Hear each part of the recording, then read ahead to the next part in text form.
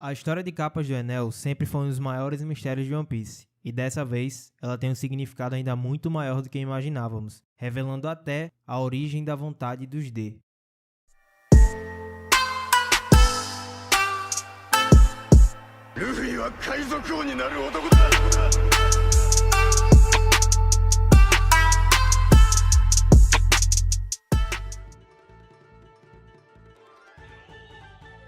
Fala galera, sejam bem-vindos ao canal Supernovas, o canal favorito do Eiichiro Oda. E hoje eu vou trazer uma teoria muito legal pra vocês, uma teoria sobre o Nika, o Deus do Sol, e como ele é a chave de todos os mistérios até agora de One Piece. Existem diversos mistérios em One Piece, cada um deles maior que o outro, e a cada capítulo o Oda nos dá mais um sem respostas. De certa forma, pois dessa vez tivemos mais respostas do que você imagina. No capítulo mais recente, o capítulo 1018, tivemos um único balão dizendo um nome e uma frase, e como bem sabemos em One Piece, isso já foi suficiente para o fandom virar de cabeça para baixo. Agora sabemos que existe Nika, o Deus do Sol. Nas palavras de Hushu, Nika era um lendário guerreiro no qual os escravos acreditavam que iria libertá-los. Através de seus risos, ele libertava o povo de suas tormentas, e só isso já mostra muito mais respostas só pelo seu nome, seu título e o que ele fazia. Descrevendo melhor em nossas palavras, Nika basicamente é aquele que através da sua alegria e a sua vontade por liberdade, liberta pessoas de suas dores. Ele provavelmente era um guerreiro que onde quer que fosse, fazia todos festejarem e se sentirem tão livres quanto ele. E eu sei que você acabou de pensar no Luffy, afinal essa é simplesmente a essência da vida do Luffy. Todo mundo já falou sobre isso, mas eu vou falar um segredo ainda muito maior que reside nessa cena. A cena de Luffy dançando na fogueira em Skypiea. Primeiramente, pela vestimenta de Nika, ele claramente era um guerreiro como os de Shandia, de um passado muito distante. No arco de Skypiea, foi onde ouvimos a primeira vez a menção do Deus do Sol, quando a filha de Kalgara estava prestes a ser sacrificada, e diz a sua mãe, não chore, hoje eu estarei na presença do Deus do Sol. Isso se passa 400 anos atrás da história atual, ou seja, desde aquela época, aquilo já era conhecido como uma lenda cultural, talvez 400 anos antes daquilo, no século perdido. Kalgara, em um diálogo com Noland, fala que há 400 anos ninguém tinha sido bem-vindo naquele lugar, ou seja, alguém tinha sido bem-vindo antes do Noland. Esse capítulo curiosamente se chama A Chama de Shandora. Talvez aquele que passou por lá tenha sido um grande guerreiro que salvou aquela cidade e os fez festejar assim como Noland fez naquela época e Luffy no futuro. Talvez a lenda de Nika, o Deus do Sol, do povo do céu, se iniciou nesse evento. Luffy libertou o país do céu no futuro, provando a sua existência e badalando o sino dourado. A sua dança revelou algo muito maior. Uma página antes de Luffy dissipar a nuvem elétrica de Enel, Konis reza para que um deus salve aquela ilha. Luffy salva todo aquele país, e na icônica cena da festa de Skypiea, ao ver a sombra de Luffy, Oda foca justamente na reação de Konis. Então, de certa forma, Konis viu o deus a qual ela rezou no Luffy. Luffy provavelmente é aquele que herdou a chama, a vontade de Nika. Mas que chama exatamente seria essa? A resposta é somente uma, e é a vontade dos D. Nika pode ter sido aquele que iniciou o que hoje conhecemos como a vontade dos D. Mas peraí, como assim? A dança da cena de Luffy com os lobos é a terceira cena favorita de Oda em toda a história. A vontade do Deus do Sol é a liberdade de todos os povos. Luffy faz exatamente isso em toda a história, desde o início, e nessa cena, Oda desenha o garoto alegre, libertador daquela ilha, dançar como o Deus do Sol, enquanto no céu brilha ardente a lua, em formato de D. A meia-lua. Mas por que a meia-lua significa o D? Eu vou explicar isso agora para vocês. Em One Piece, todos os reinos isolados do mundo ou excluídos pelo governo que tem poneglyphs ou armas ancestrais contêm um símbolo de sol em seus guerreiros ou bandeiras. Observem aqui comigo. Skypiea, em Wiper, descendente de Shandora, e também em certos locais da ilha. Alabasta, onde podemos ver um sol desenhado em sua bandeira. Também podemos ver na Ilha dos Tritões, no braço do rei Neptune e o símbolo dos Piratas do Sol. E por último, o brasão dos Kozuki, que também deixaram registrado em Zou, grande aliado deles. Mas além do Sol, alguns deles têm conexões com a Lua, e eu vou explicar o porquê. O povo de Skypiea e Shandia veio da Lua, vemos isso na história de capas do Enel que eu falei anteriormente. O Ano tem o símbolo da Lua crescente em basicamente tudo em sua ilha, e todos os nomes dos Daimyos têm Tsuki em seus nomes, que é o kanji para a Lua. Os Minks de Zou têm poder através da lua cheia quando eles se tornam Sulongs. E notem, Zou, o Ano e os D, Luffy e Law, estão em uma aliança para libertar o Ano e abrir as suas fronteiras. Note como cada um deles representa uma fase da lua. A lua cheia, a lua crescente e os D, o nome D é o símbolo para a fase da meia lua, que é a que os representa. A letra D não seria só um nome abreviado, um nome antigo que foi abreviado, mas também um símbolo ainda muito maior de uma aliança, da libertação desse mundo. Todos esses reinos escondem verdades sobre o século perdido e propósitos herdados do passado. Todos eles estão unidos em símbolos de sol e símbolos de lua, como uma aliança lunar ou uma aliança do amanhecer. Zou e Wano são os mais explícitos, falam sobre o grande amanhecer que virá. Esses reinos foram aliados aos propósitos do século perdido, do Joy Boy do passado. E a vontade do D é exatamente essa: tornar todos livres, todos os povos e nações, libertá-los da tormenta que é o governo mundial. Antes do arco de Wano, na Reverie, Oda deixou subliminarmente essa ideia quando Shirahoshi olha para o sol brilhando no mar e quando Oda mostra os escravos debaixo da cidade de Marijoa. Tudo isso se originou na chama daquele lendário guerreiro, na chama daquele que através de sua risada, da sua alegria e festa, liberta todos de suas tristezas e os dá esperança de liberdade. A chama foi herdada pelo nosso garoto alegre, aquele que virá a ser o Joy Boy, Monkey D. Luffy. Dito isso, note como tudo em One Piece tem a ver com o sol. A ilha natal de Luffy, a Ilha Dawn, o nome que estava planejado para ser o mangá de One Piece, que antes seria Romance Dawn, Thousand Sunny, o navio dos mil sóis, que é o navio do Luffy, os gigantes de Elbaf, que adoravam o sol, os piratas sol. Basicamente tudo em One Piece aponta para o brilho do sol, o brilho do amanhecer. Tudo nos leva a crer que Nika foi o Joy Boy ou aquele no qual o tal Joy Boy herdou a vontade. E não é nada difícil imaginar isso, já que a própria definição de Nika é o que o Joy Boy carrega em seu nome, o garoto alegre.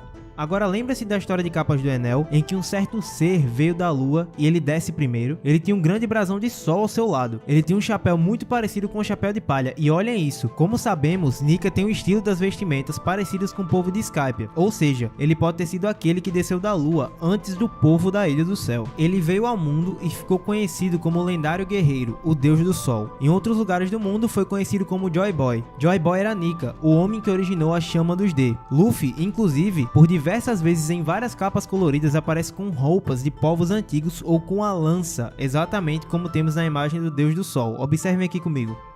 Agora essa cena vai deixar tudo mais claro para vocês. Olhem só, após libertar a ilha de Drum das mãos de Wapol, Luffy parte festejando com Chopper e seu navio. E então ouvimos pela primeira vez sobre a vontade dos D, por Doutora Kureha. Kureha diz: então a vontade dos D ainda vive. E nessa cena, o que brilha no céu é a grandiosa lua cheia, que foi grande símbolo nesse arco, junto com as cerejeiras de Hiruluki. Sim, pela primeira vez que o símbolo da lua aparece, é acompanhado por libertação e festa. E agora o mais surpreendente, nessa mesma página, Luffy pela primeira vez está brincando na pose do Deus do Sol. Esse é o propósito dos D, essa é a vontade que eles carregam. Para Luffy, ser rei pirata é ser o mais livre desse mundo, e ele quer que todos sejam livres como ele, festejando por onde quer que vá, que é da mesma forma como Nika foi conhecido e que está no sonho de Joy Boy. Interessante notar também que o brilho do sol atrás das nuvens projetou a sombra de Luffy enorme por todo o céu. Moban Cricket, que é descendente de Noland, estava observando e declarou que Luffy cumpriu o romance, a paixão. Antes de partir, Cricket disse a Luffy: as pessoas podem rir do seu sonho, mas quem liga? É isso que eu chamo de romance ou paixão em algumas traduções. E Luffy fica muito interessado por aquilo e repete a palavra romance ou paixão, como eu já falei. Páginas depois, a tripulação de Barba Negra aparece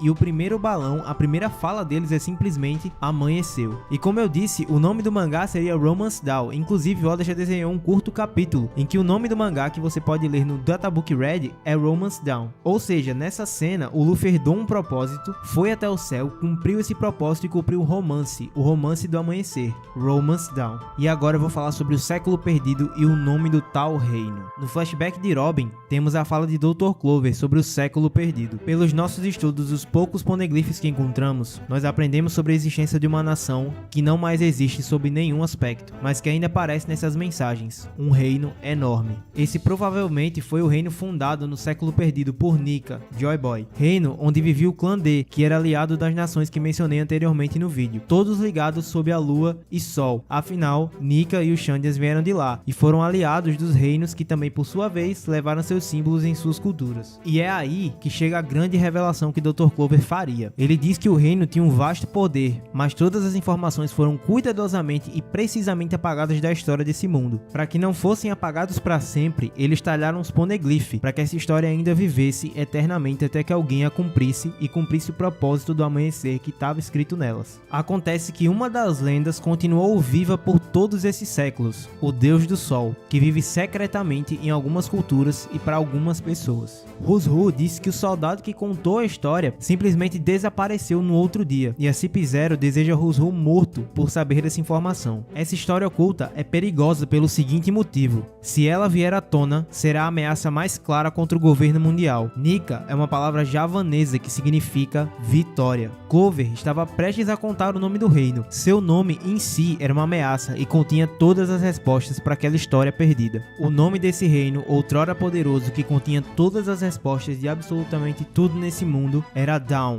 o Reino Amanhecer, o reino de Nika. Clover morreu com um tiro antes que pudesse dizer o nome, mas isso não impediu de Oda nos mostrar o nome subliminarmente. Observe, nessa cena não existe uma onomatopeia de tiro, apenas o grande Dom, que Oda usa em todas as cenas de impacto de One Piece. Dawn, romanizado, tem o mesmo som de Dom no japonês. Um exemplo é a ilha de Luffy, Dawn Island. Romanizado se escreve Donto, e como já disse a vocês antes, tudo nessa história tem a ver com sol ou amanhecer. E esse é o nome que percorre toda a história de One Piece. Esse é o símbolo que leva todos os reinos aliados a um só propósito, a liberdade. Se esse nome viesse à tona, todos lembrariam da antiga lenda do Deus do Sol, que viria libertar todo o mundo um dia no futuro. Nas palavras de Barba Branca, uma ilha isolada e sem interferência do governo como o país de Wano ainda era um país livre. Ou seja, todo mundo fora daquele país isolado, na verdade, está preso na tormenta do governo mundial. Tem coisa que o Luffy mais quer nessa vida do que ser livre? Esse é o propósito que ele carrega. Isso está no fim do sonho do Luffy,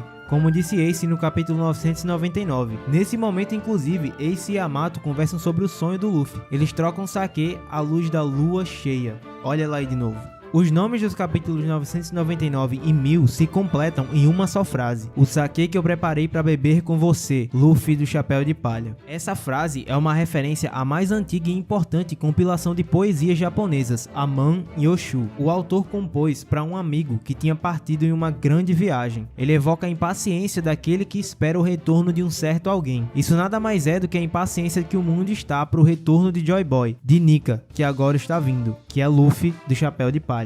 Essa é a impaciência dos reis dos mares, é a impaciência que faz as baleias cantarem de alegria antes mesmo da chegada dele, e que fez elas receberem Luffy em uma festa no Novo Mundo. O Deus do Sol Nika nada mais é do que a origem de todos os mistérios que hoje conhecemos. Ele originou a vontade dos D, e ele anseia a vitória de Joy Boy sobre o reino que o derrubou no passado. Todos um dia vão ter esperança de novo, os escravos serão libertos como a tal profecia, o grande dia que Barba Branca também falou que irá chegar, quando o mundo vai virar de cabeça para baixo. Eu acredito que seja a destruição da Red Line, e isso é um paralelo interessante porque Marijoa está acima da Ilha dos Homens Peixe, e os Homens Peixe são discriminados e vivem em uma espécie de prisão pelo governo mundial, e nesse momento eles vão virar de cabeça para baixo. Os tritões irão para o mar e a Red Line e Marijoa será enterrada no fundo do oceano. E isso já seria um paralelo e uma referência interessante do Oda, porque essa conversa surgiu justamente na pauta dos Homens Peixe, na escravidão dos Homens Peixe, na batalha de Rus-Ru contra Jinbe. E nesse momento que o mundo virar de cabeça para baixo, Luffy terá achado One Piece e será o rei dos piratas, terá destruído a Red Line, se tornando o homem mais livre desse mundo, podendo navegar por onde quiser. Luffy terá se tornado livre e cumprido seu sonho, o sonho de Nika, que era o deus do sol, o sonho do Joy Boy e todo o propósito do amanhecer que todos os reinos carregam.